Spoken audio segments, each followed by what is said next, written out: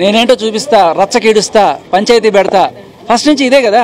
కాకపోతే అప్పుడు మనందరం కూడా ఏమనుకున్నామంటే సరే ఆవిడ శుద్ధపోసా మనం సపోర్ట్ చేద్దాం, ఆవిడ ఏదో ఫ్రస్ట్రేషన్లో ఉందనుకున్నాం. మరి నిన్న మీరందరూ ఇప్పటికే వినుంటారు ఆవిడ గుండెకాయ ఎక్కడుందో మీ అందరికీ తెలుసు కదా. మరి మస్తాన్ సాయి దగ్గర ఉన్న గుండెకాయ సడన్గా ఆయన గుండెకాయ కూడా ఈవిడ దగ్గర ఉంది అంటున్నారు. మరి రాజ్ తరుణ్ గుండెకాయ ఏం చేసుకుంటుంది ఆవిడ ఇప్పుడు వచ్చి? అంటే ఆవిడకైనా మొహం చెల్లాలి కదా. ఏ మొహం పెట్టుకొని వస్తుంది? నిస్సిగ్గుగా ఇంత జరిగినా కూడా బుకాస్తూ బొంకుతూ ఉంటే మిమ్మల్ని అందరినీ మోసం చేసింది, మీడియాను మోసం చేసింది, మహిళా సంఘాలను మోసం చేసింది. మీరెళ్ళి అడగాలి, చాలా గట్టిగా అడగాలి. ఏమ్మా ఏ మొహం పెట్టుకొని వచ్చావు? ఆయనకి ఇచ్చేసావు గుండెకాయ, మళ్ళీ ఏ మొహం పెట్టుకొని వచ్చావు? ఆ గుండెకాయ తెచ్చుకోరా ఫస్ట్ అని అడగాలా వద్దా? లేదండి మేము ఆవిడ ఏం చెప్తే అంతేనండి అంటారా మీరు? మిమ్మల్ని అందరినీ మోసం చేసింది, చీట్ చేసింది. మీరు అడగాలి. అసలు మీరు 420 కేసు పెట్టాలి. అస్సలు లేదు. ఎందుకంటే ఆవిడ మస్తాన్ సాయి వెళ్ళిపోయిన తర్వాత ఈయన మేబీ ఈయన ఏ ఎఫ్ఐఆర్ పెట్టుకున్నా that is none of her business. ఈవిడ క్లియర్గా మస్తాన్ సాయితో ఈవిడ చూపిస్తున్నది ఏంటి? మాల్వి మల్హోత్రా అంటుంది. ఆవిడ ఎప్పుడు వచ్చింది? 2023 డిసెంబర్లో. ఈవిడ ఎప్పటి నుంచి? 2021 నుంచి మస్తాన్ సాయితో మూవ్ అయిపోయింది. ఏ అర్హత ఉంటుంది? ఇప్పుడు నేను మాత్రం అందరితో ఉంటాను, నువ్వు మాత్రం నాతోనే ఉండాలనేది ఏ రకమైన న్యాయం? నాన్న అబార్షన్ చేయొచ్చుంటే ఆ కంప్లైంట్లో సెక్షన్ ఉండాలి కదా. 314 సెక్షనే లేదు. పచ్చి అబద్ధం, అబద్ధం, పచ్చి అబద్ధం. ఉంటే నిజంగా సాక్ష్యంలో దమ్ముంటే ఈ పాటికి ఆ ఎఫ్ఐఆర్లో 493తో పాటు 314 కూడా ఉండేది. లేదా సెక్షనే లేదు. ఆయన మీద పెట్టింది కాబట్టి జనరల్ అమ్మాయి వెళ్ళి కంప్లైంట్ ఇస్తే ఎఫ్ఐఆర్ ఎప్పుడైనా పెడతాడు బేసికలీ. లేదు కాదు కాదు.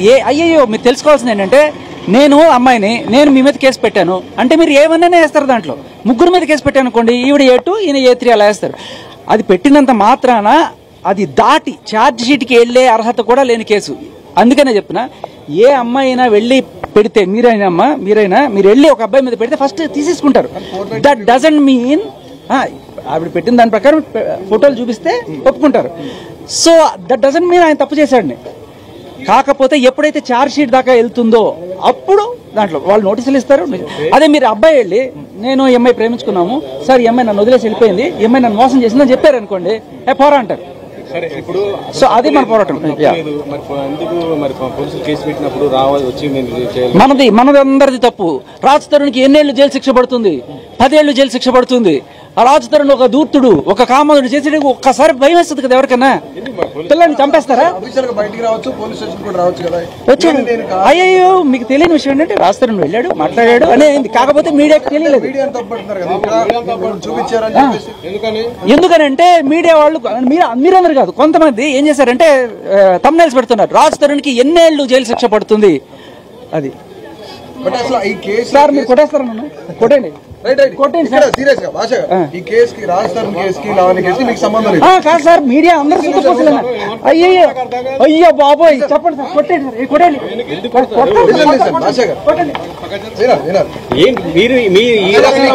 కాదు సార్, ఇప్పుడు మీడియా అంతా ఒక మీడియా అందరూ ఒక కులం వేసుకొని సార్ పోలీసులోనే ఏదో ఉంటారు, అన్నిట్లోనే ఉంటారు.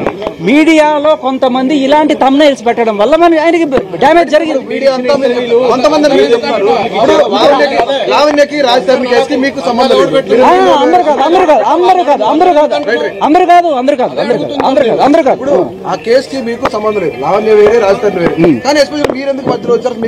నన్ను లాగిందే మీడియా. నేను ఒకసారి ఒక ఆయన మీడియాలో అందరిని అడుగుతుంటారు కదా, కరాటి కళ్యాణ్ గారిని వీళ్ళని పిలిచి అడుగుతుంటారు. అలా నన్ను అడిగారు. నేను కొన్ని ఫ్యాక్ట్స్ తీసుకొచ్చి చూపించేటప్పటికి వైరల్ అయింది. ఇదేదో నిజం ఉంది అని చెప్పి ప్రతి ఒక్కళ్ళు కూడా రండి మాకు చెప్పండి అని పిలిచారు. ఆ రకంగా మొత్తం వెళ్ళిపోయింది అంతే.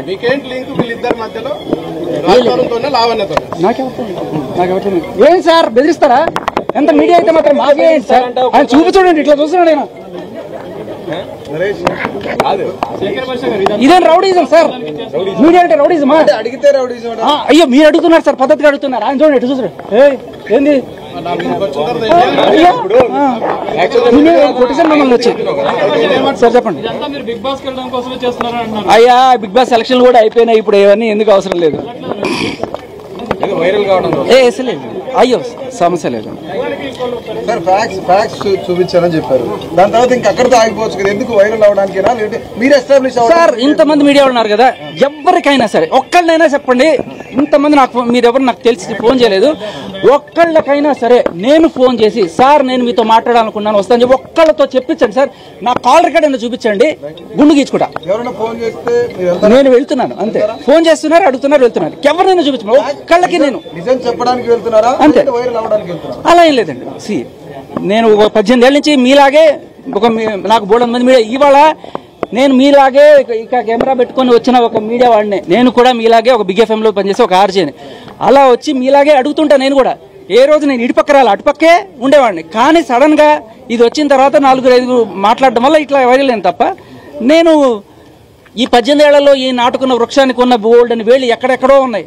అందరూ ఫ్రెండ్సే పిలిచి అడుగుతారు, వెళ్ళకపోతే బాగుండదు. నన్ను అడగడం కాదు సార్, ఆవిడ ఏ మొహం పెట్టుకుని వచ్చావని అడగండి సార్, మీ గుండెకాయ ఎక్కడ పెట్టుకున్నావు, మీ మొహం ఎక్కడ పెట్టుకుంటావు అని అడగండి అంతే.